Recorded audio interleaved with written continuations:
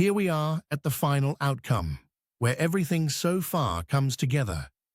This is about producing finished, professional documents, pulling data from different sources, formatting it well, and presenting it in the right way for the audience. This outcome asks three things of you: select, combine, and link data from different sources.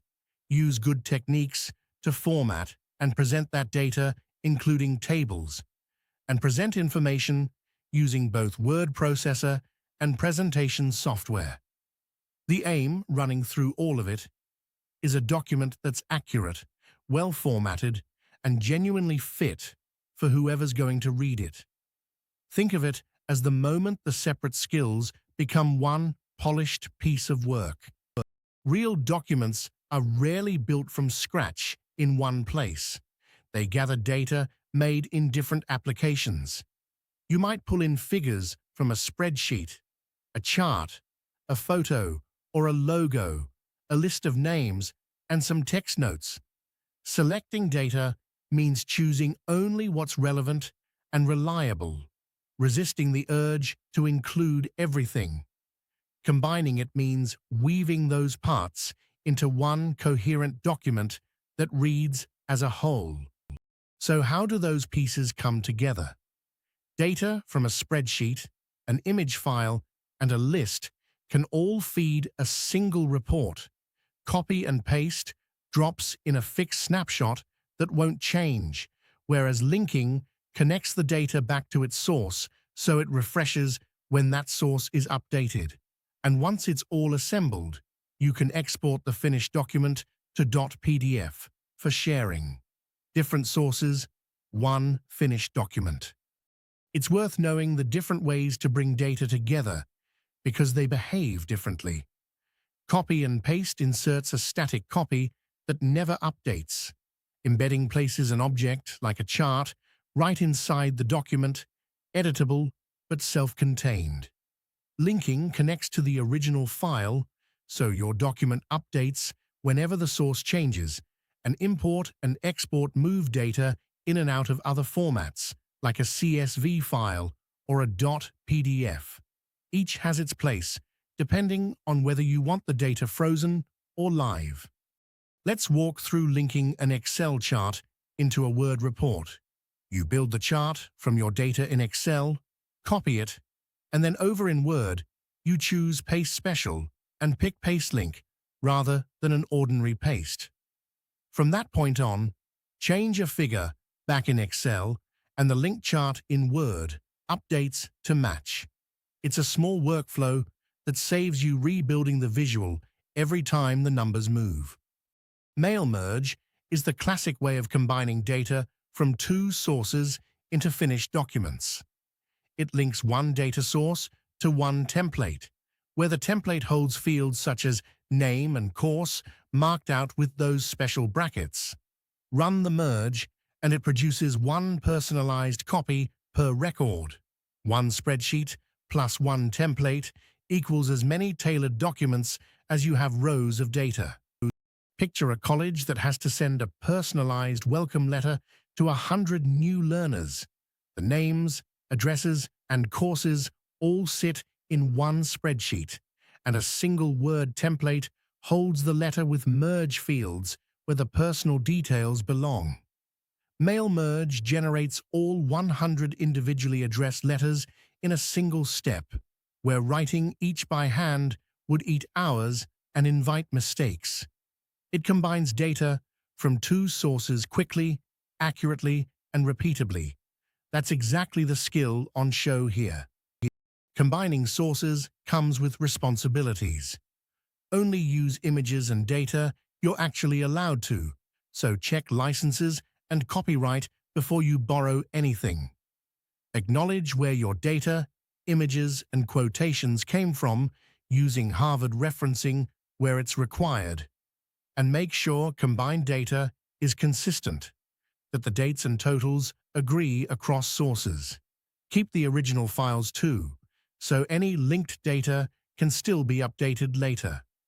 Doing this well means the result stays accurate and properly credited. Good formatting rests on a few simple principles. Consistency. Use the same fonts, sizes, and colors throughout, so the document feels like one piece. Alignment.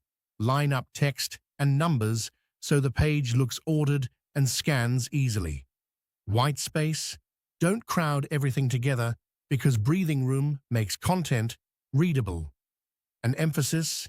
Use bold and headings to guide the reader. But sparingly, formatting should help the reader, not decorate the page. Tables reward a bit of care. Give yours a clear, bold, shaded header row so the reader knows what each column holds, and right-align your numbers so the place values line up, while text sits better left-aligned. Light shading on alternate rows helps the eye track across, and highlighting a total row makes the key figure stand out. A well-formatted table communicates data far faster than the same information buried in a paragraph. Formatting isn't only about looks, it carries meaning. Apply number formats so figures read correctly, a pound sign for money, a percent sign for proportions, 2 decimals for measurements. Use styles rather than manual formatting so your headings stay consistent and can build a contents page automatically. Group and label related data so a reader can find their way around. And remember, consistent formatting signals care and makes the whole thing look professional. Charts turn numbers into a picture that reveals patterns at a glance. A bar chart compares categories. A line chart shows change over time, and a pie chart shows parts of a whole. So match the chart to the message you're telling. Always give it a title and label the axes so it can be understood on its own. Lifted out of context. Choose the wrong chart, and you can genuinely mislead your reader. So it's a decision worth making deliberately. Here's a nice worked example. A learner with a spreadsheet of monthly sales who needs to present it in a report. They format the raw table with a bold header, right-aligned figures, and a total row. Then add a bar chart of the monthly figures beside it, and write a short paragraph explaining what the data actually shows. Now the reader gets 3 things at once: the precise numbers, the visual pattern, and the meaning behind them. That combination is what makes a report land. Let's talk about the 2 ways you'll present the finished work, starting with a word processor. Reach for it whenever the document is going to be read in detail. Reports, letters, guides. Structure longer pieces with a title, headings, page numbers, and a contents page so the reader can navigate and combine text, tables, and images into one flowing, readable whole. Then export to .pdf so the final layout is fixed and looks identical for every reader, whatever device they open it on. Presentation software is the other route, and it suits information delivered to an audience by a speaker. The discipline is one idea per slide, short headings and just a few bullet points, never dense paragraphs. Support each point with a relevant image, chart, or diagram, and keep the real detail in your speaker notes with a consistent template holding it all together. The slides support the speaker. They're not meant to be the full document on their own. So, how do you choose between the 2? A word-processed report is for detailed, in-depth information, read alone at the reader's own pace, holding the full text, data, and references, best when the reader needs everything there on the page. A slide presentation is for a spoken talk to an audience, delivered live, showing key points and visuals only. Best when a person is there to explain the detail aloud. Same information, very different vehicle. Let's make that real. A learner has to submit their project findings to a tutor and also present them to the class. For the tutor, they produce a word-processed report with the full method, data tables, charts, and references. For the class, they build a short slideshow with one headline per slide and the single key chart. The underlying data is identical. It's the format that changes to suit the audience, and that judgment is exactly what this outcome is looking for. Before anything goes out, run the final checks. Add alt text to your images, use good color contrast, and readable font sizes so the document works for everyone. Proofread the whole thing and check every figure and total one more time. Then confirm that any linked data has actually updated and that your sources are properly referenced. Finally, save and back up the file and export a fixed .pdf copy for submission. A finished document is accurate, accessible, well-formatted, and safely stored. Let's bring the whole outcome home. Finished documents combine data selected from several sources, spreadsheets, images, lists, and text, and that data can be copied, embedded, or linked with linking and mail merge, keeping documents tied to their sources and saving real time.